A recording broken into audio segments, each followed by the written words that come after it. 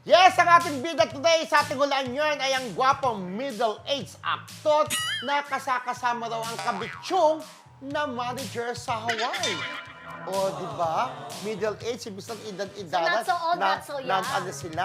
Oo. Napunta sa Hawaii, merong kabitsyong na manager. Ano ba itong kabitsyong? Bading jersey ba yun? O girl kabit, babae, ibig sabihin, di ba? Correct. So, ano to? So, syempre, bakit gano'n? Nagpunta sa Hawaii. Talagang, ano bang role nila bilang manager lang? Bakit pasyal-pasyalan pa?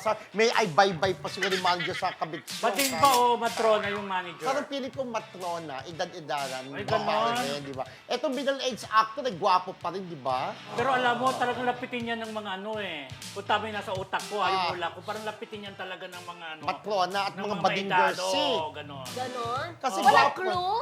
Gwapo rin naman yung basta gwapo-gwapo middle-aged. Ibig sabihin, mga nasa line of 3 na. Pero di ba happy Four. family niyan? Happy, pero syempre kung meron kang ano, why not? Grab the Pikim-pikim opportunity. ganon. Pikit Mayaman. pikit mata, Pero gawin hindi mo. naman niya kailangang magpikit mata kung yun yung nasa utak ko. Kasi may career siya may pera naman siya.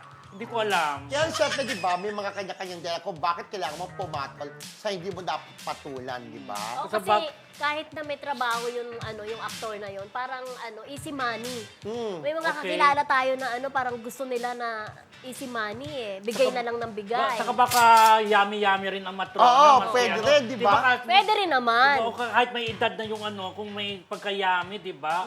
Diyos ko, parang Pia Moran, di ba? Oo, in Na, fairness. parang ganon. Kumbaga sa edad niya, nakakabingwit pa ng mga Mas bagets. bata. Oo.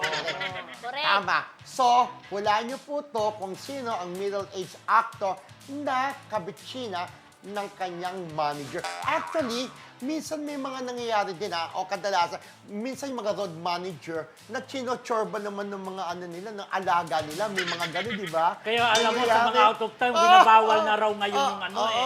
Yung ganon? Hindi, yung babae at saka Lalaki. lalaki na aktor ang kasama sa ano sa mga Sa out of isang town kwarto, show. lalo Oo, na sa isang network, kwarto. kayo ang balito. Kasi nga dati may pumutok na gano'n eh.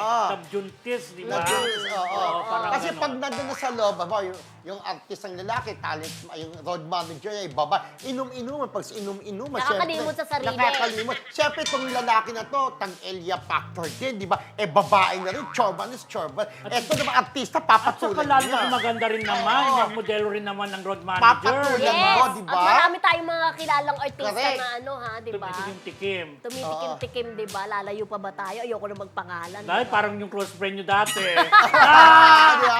Boom! Papatol talaga, di ba? Diba?